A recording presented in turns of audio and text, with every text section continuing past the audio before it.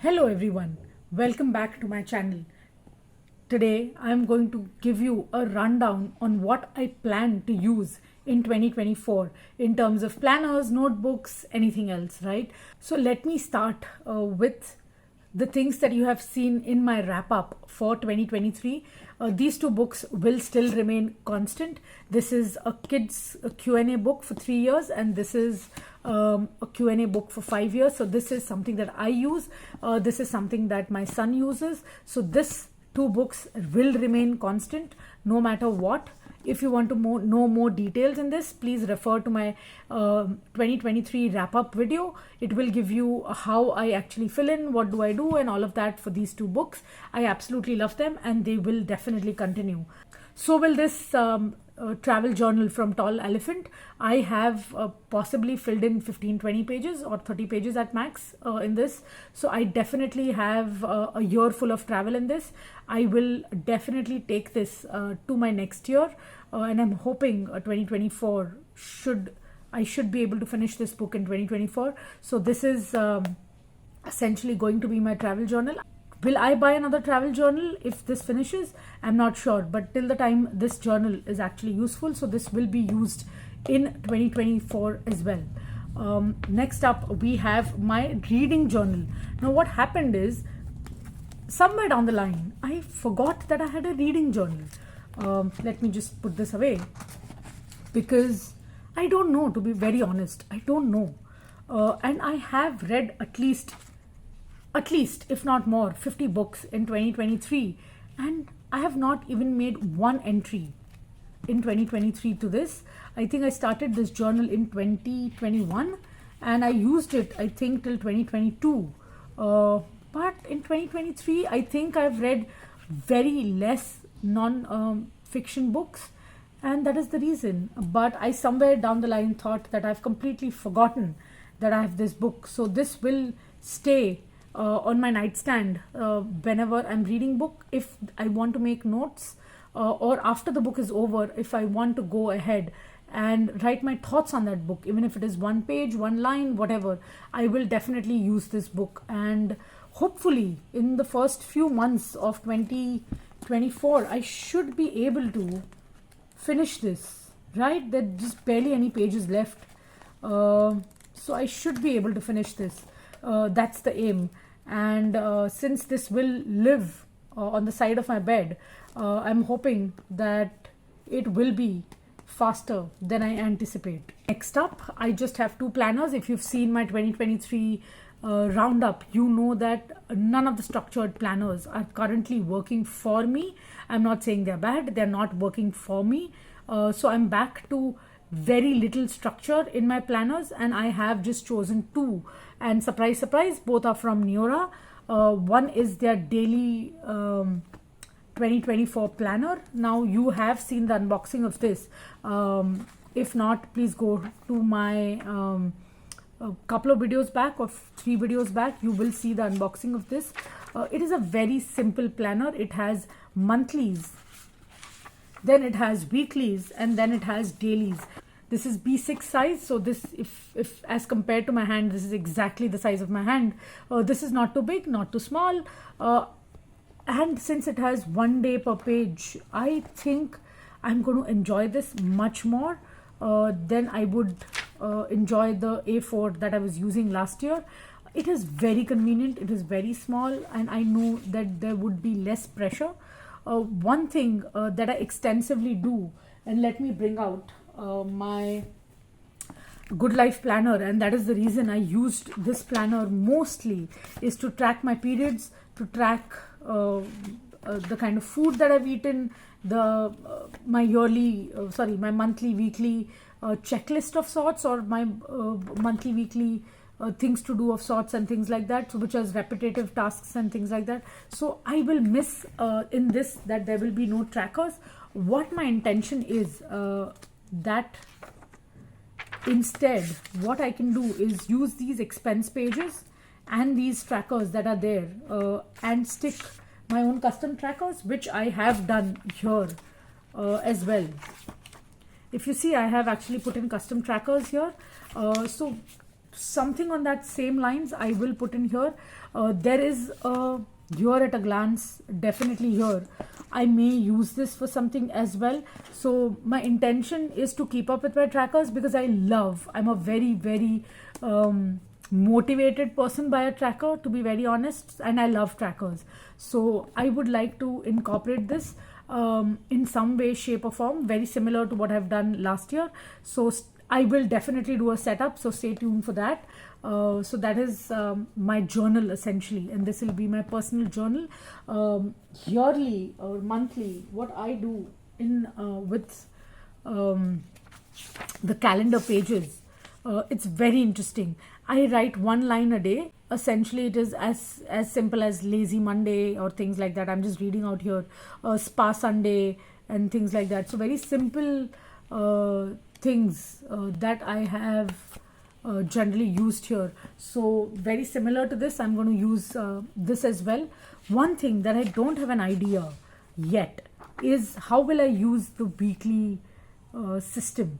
I may do my weekly reflections here because I absolutely love it. So this page would be what went right and this page would be what did not go so well, which is what I used to do in my Good Life planner as well. Let me open one of the weeks. So something like this. This is not decorated as much. Let me bring up a nicely decorated step.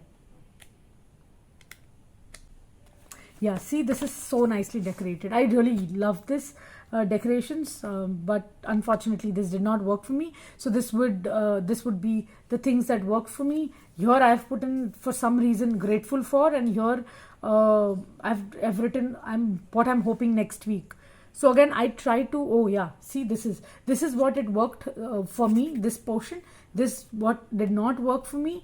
This is what I'm grateful for, and this is what I'm hoping next week. So I changed the format very often, but I need that open space. I can use stickers, and see, this is again something that a slightly different format. This is key highlights, things that did not go well for me, things that I can do next week. Oh wow, I see how much I've changed. This is again key highlights, what did not go well for me. So depending on how and how much I want to write, my spreads are changing slightly here bit, but mostly the spread remains what worked for me, what did not work for me. And this is so pretty. I absolutely love it. See, I've written my video ideas here. Here I have what worked and what did not work. Wow, I absolutely love this. Not the planner, the kind of free-flowing thoughts that I got when I was just writing my weekly update. So very similar. I'm just going to do it here. These lines I'm 100% sure will not bother me as much. So my intention is to write a journal entry every day, and weekly to do sort of art journal or use stickers and figure things out here. And monthly will be my one line a day, which I am absolutely so happy seeing my months go by just like that. So this is going to be my journal, and hopefully I'm going to use it that ways. Next up, I have my work planner. Now when I call this as my work planner, it is not essentially my work planner. This is essentially my planner. 85% of things here are mostly work related, or 95%, but I will write my things to do, I will write my personal things to do, my other tasks and things like that also here. But this is the undated planner from Neorah. The last 2 years have actually spoilt me. I absolutely love this structure that it gives me. It gives me a vertical form where I can see my entire week at once. And then for work, it has a tons of notes pages. In my last year's planner, there was week, and then there were 2 blank pages for notes. But this year it's just weeks and then notes. I think I can cope up with it. I don't think that I will not be able to cope up with that, because I need space to just write notes, and I think these notes pages should be good enough. So, and there are tons. So I'm very happy with that. And here at the end is my project planner. Now, one of you in the comment section has asked me to do how do I manage projects in these, and I definitely will do that sooner than later. But this will definitely be my project planner as well. So this is again work projects and not personal projects. And I think this is it. This is all I'm going to use for the year 2024. I generally would hopefully stick to this. Last year I realized that a lot of structure doesn't work for me. So if you have a lot of prompts and things like that, and I change my prompts anyways for myself every week, so I don't need those prompts. And that is the reason the Neorah books work out for me very ideally. And I don't mind missing a few pages. Again, that doesn't bother me. At some point, it used to bother me. And trust me when I say this, that I used to feel wasteful of sorts, that I'm wasting these pages and things like that. But now it doesn't, because it shows the kind of mindset I was in. Sometimes I would even go there and write in a different color pen. Why did I not fill the journal entries for a month or 2 months at a row? And it will give me the sort of pain or the sort of joy that I was going through. Sometimes it's just so busy in the most positive way that I've not put in a journal entry. So I will write a line there saying that these are the reasons that I didn't really journal. So it gives me perspective. It gives my life a point in time reference. And I absolutely love this. My aim is to retire one day and go through every journal that I've ever written. And sometimes I regret the teenage me. I used to write extensively in journals as I would say preteen, teen, and even when I was an adult. But the teenage me threw a lot of those books because I thought they were secrets and somebody would read it. The adult me thought that these books I will never read through it. And when I shifted homes and I practically lived in another country for a year and things like that, I thought they were not useful and I threw those books as well. And now I regret that with every bone in my body, because I don't know what a young me was like. And I really want to relive that moment. And I'm a hoarder by design. And just to go away with that hoarder mentality, I've thrown away a lot of things. Because of my hoarder mentality, I think that if I throw things, I'll feel better. But now, as I'm older and obviously more wiser, I know what is to be hoarded and what is to be thrown. And these books are definitely my retirement plan, that I can go back and read a point in time, people that I have forgotten, people that have moved out from my life for whatever good, bad, not neutral reasons, to open these books and see how your life was at that point in time. So that is essentially my retirement plan. Now that is a lot of ramble for 2024 lineup video, but thank you for listening to my ramble. If you've come so far watching the video, I'm truly grateful for you. Let me know what is in your planner lineup for 2024. I'll be really happy to engage in that conversation. And if I like the planner that you guys are using, I would definitely order one for myself.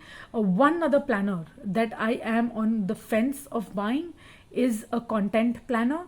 I generally make notes on plain sheets of papers, and I don't really keep my content in place.